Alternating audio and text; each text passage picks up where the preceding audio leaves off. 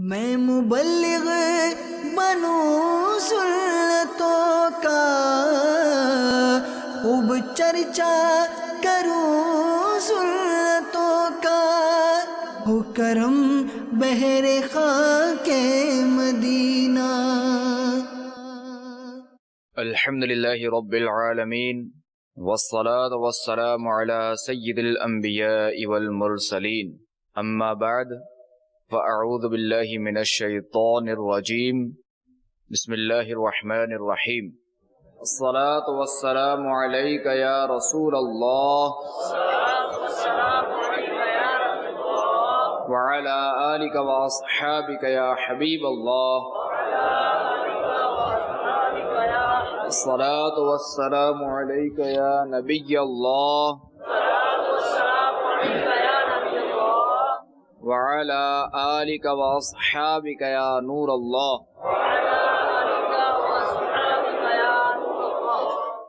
فرمان مصطفیٰ صلی اللہ تعالی علیہ وآلہ وسلم، شب جمعہ اور روز جمعہ مجھ پر درود پاک کی کثرت کر لیا کرو، کہ جو ایسا کرے گا قیامت کے دن میں اس کا شفیع اور گواہ بنوں گا۔ صلو علی الحبیب صلی اللہ تعالی علی محمد وعلی آلہ وصحبہ وبارک وسلم۔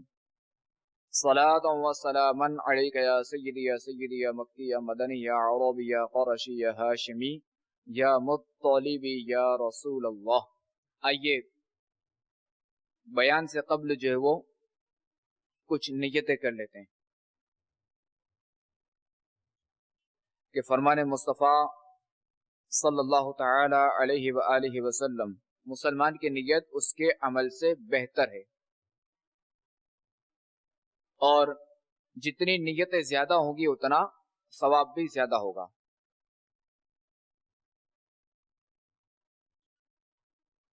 سورۃ النحل آیت نمبر 125 پارہ 14۔ ادعو الی سبیل ربک بالحکمت والموعظۃ الحسنہ۔ ترجمہ کنز ایمان، اپنے رب کی راہ کی طرف بلاؤ پکی تدبیر اور اچھی نصیحت سے۔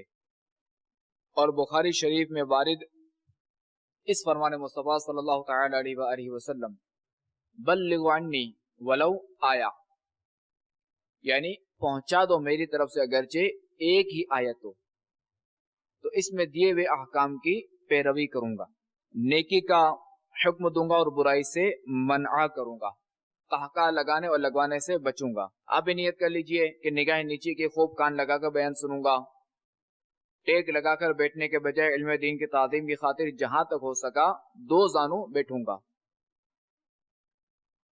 دھکا وغیرہ لگا تو صبر کروں گا، صلو علی الحبیب اذکر اللہ توبوا الی اللہ وغیرہ سن کر ثواب کمانے اور صدا لگانے والوں کی دل جوئی کے لیے بلند آواز سے جواب دوں گا۔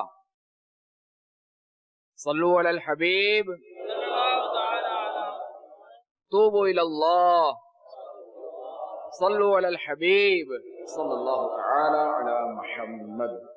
میٹھے میٹھے اسلامی بھائیوں،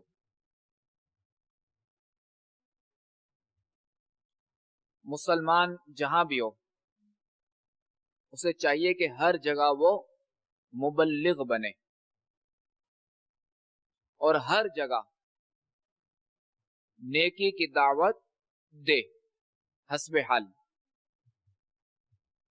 جیسے اگر کوئی سیٹ ہے تو اسے بھی چاہیے کہ وہ نیکی کی دعوت دے، ملازم ہے اسے بھی چاہیے کہ نیکی کی دعوت دے، افسر ہے اسے بھی چاہیے کہ نیکی کی دعوت دے، محکوم ہے اسے بھی چاہیے کہ نیکی کی دعوت دے، بادشاہ ہے اسے بھی چاہیے نیکی کی دعوت دے۔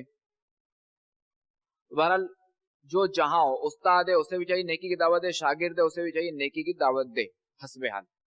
آئیے نیکی کی دعوت کا ایک واقعہ سنتے ہیں کسی اللہ والے کا، کہ اللہ والے بھی نیکی کی دعوت دیتے تھے، اور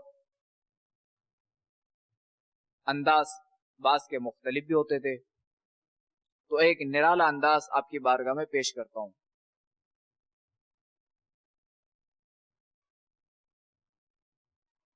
حضرت سیدنا حاتم اصم علیہ رحمت اللہ الاکرم کو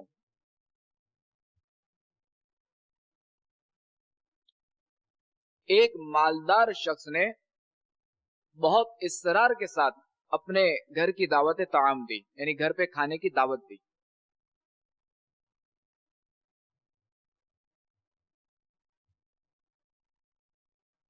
تو آپ رحمت اللہ تعالی علیہ نے فرمایا کہ میری 3 شرطیں، اگر وہ مانو گے تو انشاءاللہ میں آ جاؤں گا. فرمایا جہاں چاہوں گا بیٹھوں گا، یعنی حضرت حاتم اصم رحمت اللہ تعالی علیہ نے اپنی پہلی شرط بیان فرمائی کہ میں جہاں چاہوں گا وہاں بیٹھوں گا. دوسری شرط، جو چاہوں گا کھاؤں گا، یعنی اپنی مرضی کے مطابق کھاؤں گا اور جو چاہوں گا. اور تیسری شرط یہ کہ جو کہوں گا وہ تمہیں کرنا پڑے گا.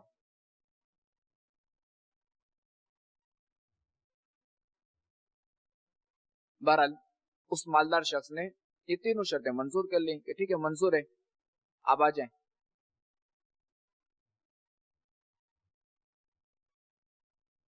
کہ حضرت حاتم اصم رحمت اللہ تعالی علیہ یہ مشہور تھے، ان کی ولایت مشہور تھی، تو لہٰذا ان کی زیارت کے لیے بہت سارے لوگ جمع ہو گئے اور پرتکلف دعوت کا اہتمام کیا گیا. اور وقت مقررہ پر آپ رحمت اللہ تعالی علیہ تشریف بھی لے آئے. اور تشریف لاتے ہی جہاں لوگوں کے جوتے پڑے تھے وہیں تشریف فرما ہو گئے. اب چونکہ یہ شرط تھی کہ جہاں چاہوں گا وہاں بیٹھوں گا، تو لہذا جنہوں نے دعوت دی تھی، جس شخص نے دعوت دی تھی، وہ کچھ نہ کہہ سکے کیونکہ شرط تھی، انہوں نے شرط منظور کی ہوئی تھی، جس کی بنا پہ وہ تشریف لائے.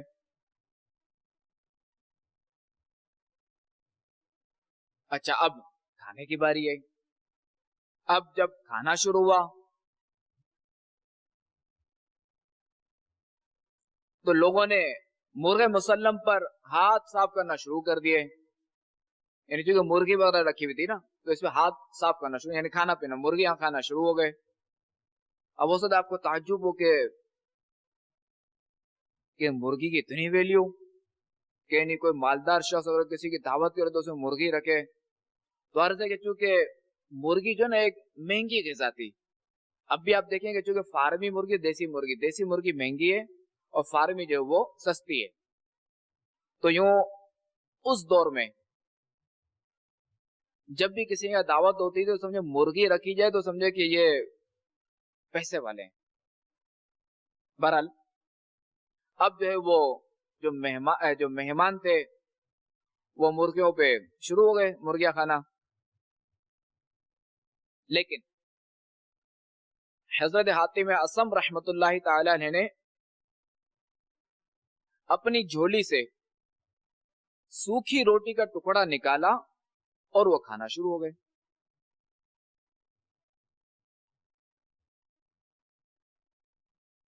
اب چونکہ یہ بھی شرط تھی کہ جو چاہوں گا وہ کھاؤں گا، اب صاحب کھانا کیا کہے. بہرحال وہ ٹھیک ہے وہ کھا رہے ہیں، تناول فرما رہے ہیں جو اپنے ساتھ سوکھی روٹی لائے تھے. اب جب کھانے کا جو معاملہ تھا یہ جب ختم ہوا، یہ سلسلہ جب ختم ہوا تو اب آپ رحمت اللہ تعالی علیہ نے فرمایا کہ چولہا لاؤ اور اس پر توا رکھو، کیونکہ یہ بھی شرط تھی. بہرحال وہ حکم کی تعمیل ہوئی. اب جب آگ کی تپش سے توا سرخ انگارہ بن گیا تو آپ رحمت اللہ تعالی علیہ اس پر ننگے پاؤں کھڑے ہو گئے.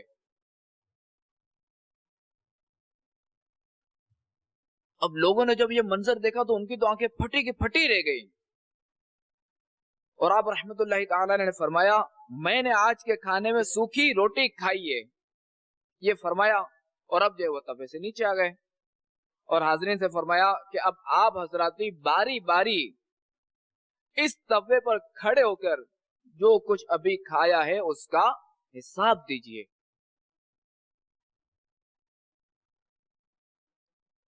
اب یہ سن کر لوگوں کی تو چیخیں نکل گئی اور بیک زبان بول اٹھے کہ حضور آپ تو ولی اللہ، یہ تو آپ کی کرامت ہے. کہاں یہ گرم توا اور کہاں ہمارے نازک قدم، ہم تو دنیا دار لوگ ہیں. تو اب آپ رحمت اللہ تعالی علیہ نے فرمایا اے لوگو، اس وقت کو یاد کیجئے جب سورج 1.25 میل دور ہوگا. آج سورج ہم سے کروڑوں میل دور ہے اور اس کا پچھلا رخ ہماری طرف ہے، جبکہ اس وقت سورج کا اگلا رخ ہماری جانب ہوگا. اس دھکتی ہوئی زمین پر غور فرمائیے اور اس گرم توے کے بارے میں سوچئے.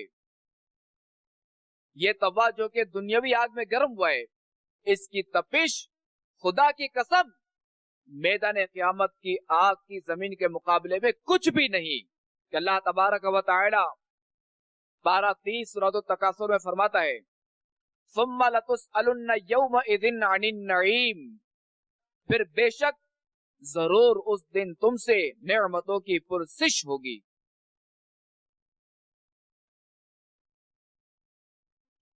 جب اس دنیاوی گرم توے پر کھڑے ہو کر صرف ایک وقت کے کھانے کا حساب نہیں دے سکتے تو کل بروز قیامت آپ حضرات کے اندر ایسی کون سی کرامت پیدا ہو جائے گی کہ دھکتی ہوئی زمین پر کھڑے ہو کر زندگی بھر کی نعمتوں کا حساب چکائیں گے.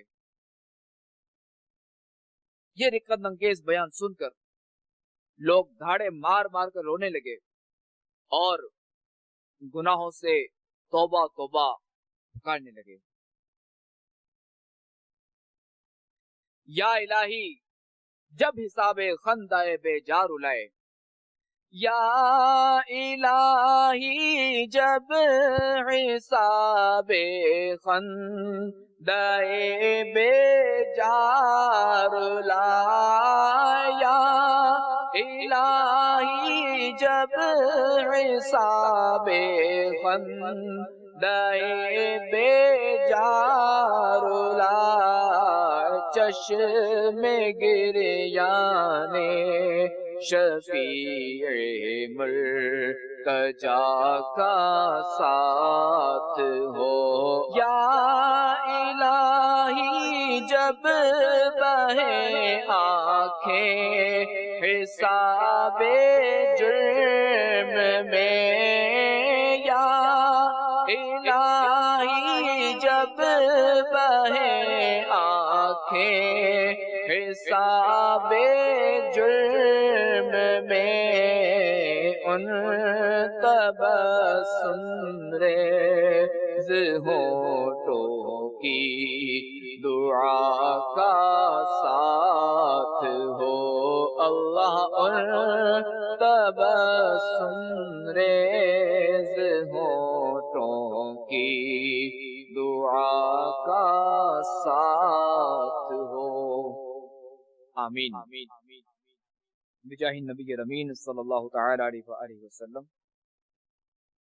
اس کلام کے کچھ الفاظ کے معنی عرض کر دوں کہ تبسم ریز یعنی مسکرانے والے، خندہ بے جا فضول ہنسی، چشم گریاں رونے والی آنکھیں، شفیع مرتجا شفاعت کرنے والا جس سے امیدیں وابستہ کی جائیں. اس کی شرح یہ سید اعلیٰ حضرت کا کلام ہے.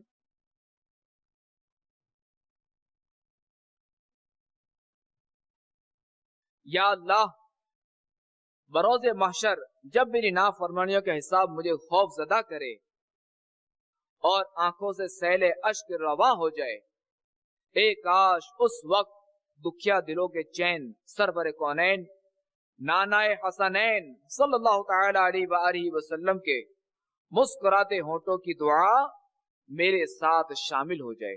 اور پہلے شعر میں عرض کی گئی ہے یا اللہ، جب یوم آخرت میری فضول ہنسی کا حساب کتاب مجھے رلائے، کاش اس وقت شفاعت کبریٰ کا تاج پہننے والے محبوب صلی اللہ تعالی علیہ وآلہ وسلم کہ جن کی طرف امیدیں وابستہ کی جاتی ہیں وہ تشریف لا کر میری شفاعت فرمائیں۔ ہائے پھر خندائے بے جا میرے لب پر آیا، ہائے پھر بھول گیا راتوں کا رونا تیرا۔ میٹھے میٹھے اسلامی بھائیوں،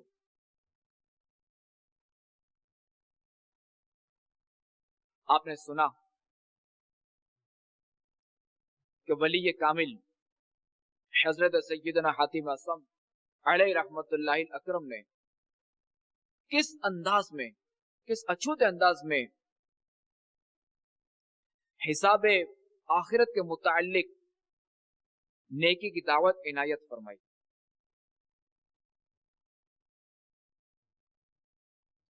واقعی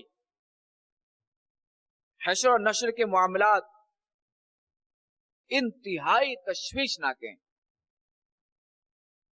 اور ان کا نقشہ کھینچتے ہوئے حجت الاسلام حضرت سیدنا امام ابو حامد محمد بن محمد غزالی علیہ رحمت اللہ الوالی کیمیاء سعادت میں نقل فرماتے ہیں کہ انسان مرنے کے بعد ایسا بدبودار مردار ہو جائے گا کہ سب اس کو دیکھ کر اپنی ناک بند کریں گے،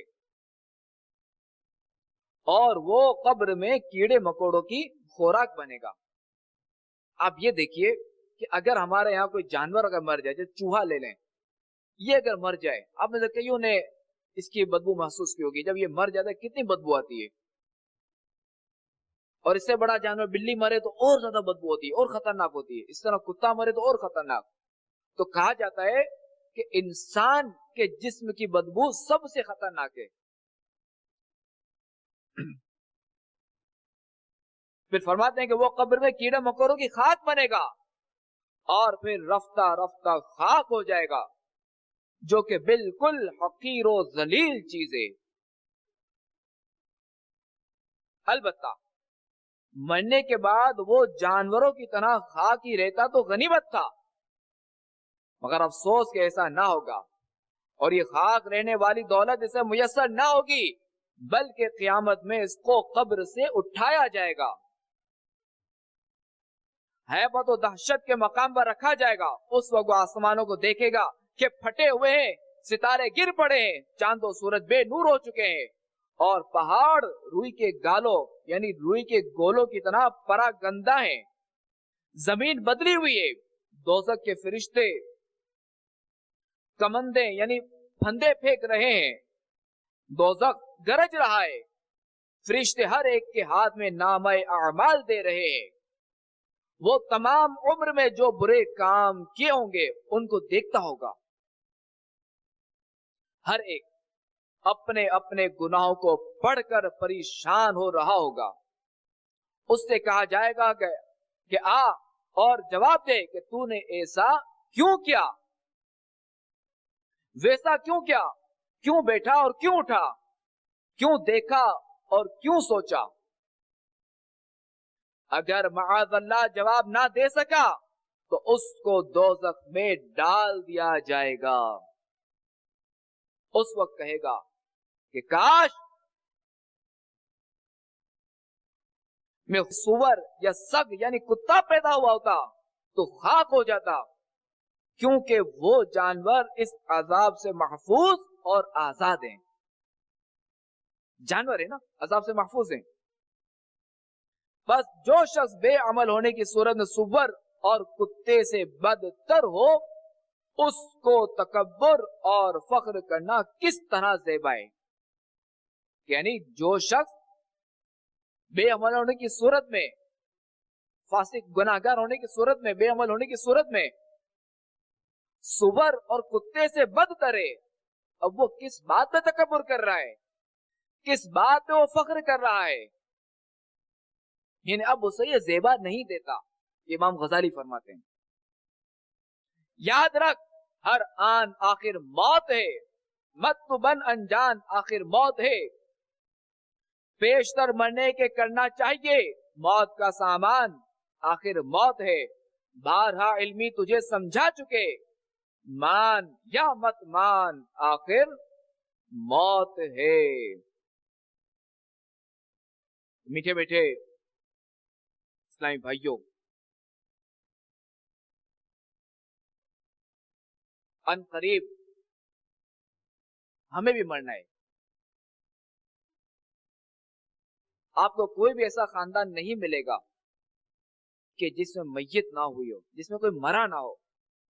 आखिर दादा तक तो कोई जिंदा मिलेगा, पर दादा भी मुमकिन है मिलना, मगर पर दादा का वालिद नहीं मिलता। तो बहरहाल हर एक ने दुनिया से जाना है, बस किसी ने आज, किसी ने कल, किसी ने परसों, जाना जरूर है। तो मीठे इस्लामी भाइयों, हमें मरने से पहले पहले अपनी मौत की तैयारी भी करनी चाहिए, और अक्ल का तकाजा यही है कि जिस जगह जितना रहना होता है उसी कदर उसकी तैयारी करनी चाहिए। तो बहरहाल हम दुनिया में तो मुख्तसर से अरसे के लिए आए, मुख्तसर से वक्त के लिए आए, जबकि हमारी तवील रिहाइश तो हमें आखिरत की है कि वहां हमें रहना है। तो हमें चाहिए कि हम खूब नेकियों का जखीरा इकट्ठा करें। हम यहाँ दुनिया में रहते हुए खूब नेक काम करें, खूब नेकियां कमाएं, खूब तिलावत कुरान करें, खूब सुन्नतों पर अमल करें, अपनी जिंदगी अपने प्यारे आका अलैहिस्सलाम की सुन्नत के मुताबिक गुजारें, उनके फरामीन के मुताबिक गुजारें, और उनकी इत्तिबा करते हुए गुजारें। यानी जो उन्होंने फरमाया उनकी इताअत करते हुए गुजारें, कि जो फरमाया उस पर अमल करें, और जो उन्होंने काम किए इत्तिबा, यानी जो उन्होंने काम किए वो काम हम भी करें, और इस तरह अपनी जिंदगी गुजारें, कि यही कामयाबी है। तो अल्हम्दुलिल्लाह अज़्ज़ा वजल, अगर आप इस तरह अपनी जिंदगी गुजारना चाहते हैं, अगर आप नेकी की दावत आम करना चाहते हैं, अम्र बिल मारूफ व नही अनिल मुनकर करना चाहते हैं, यानी नेकी की दावत देना और बुराइयों से रोकना चाहते हैं, तो आपको एक ये माहौल, दावत इस्लामी का मदनी माहौल आपको ये तरीका भी फराहम करेगा, आपको ये हिम्मत भी दिलाएगा, आपको ये इस पर शाबाश भी देगा, यानी हर तरह से इस हवाले से आपका ये ताउन करेगा। अगर आप अपनी जिंदगी सुन्नतों के मुताबिक गुजारना चाहते हैं तो यही माहौल है, यही मदनी माहौल है दावत इस्लामी का, जो इसमें भी आपकी मदद करेगा। तो मीठे मीठे इस्लामी भाइयों, आप आइए अपनी जिंदगी सुन्नतों के मुताबिक गुजारने के लिए, नेकी की दावत आम करने के लिए, बुराइयों से अपने मुसलमान भाइयों को बचाने के लिए आप आइए दावत इस्लामी के मदनी माहौल से अमलन वाबस्ता हो जाइए।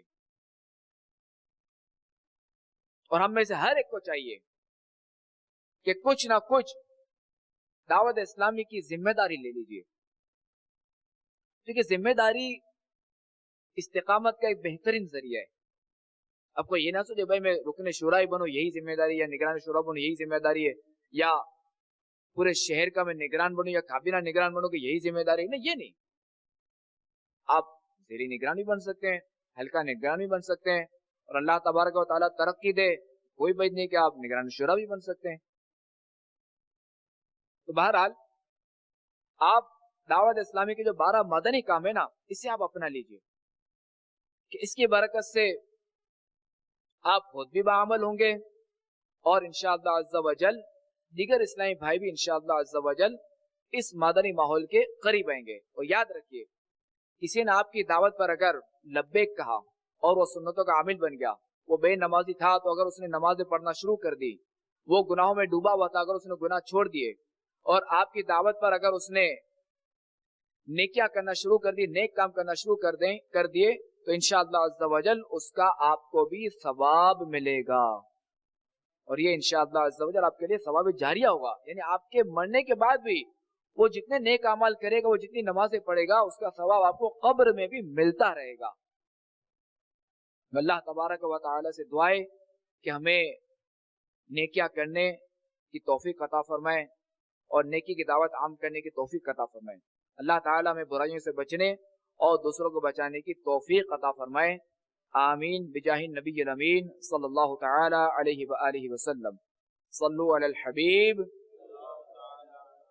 میں مبلغ بنوں سنتوں کا، خوب چرچا کروں سنتوں کا، ہو کرم بہر خاک مدینہ.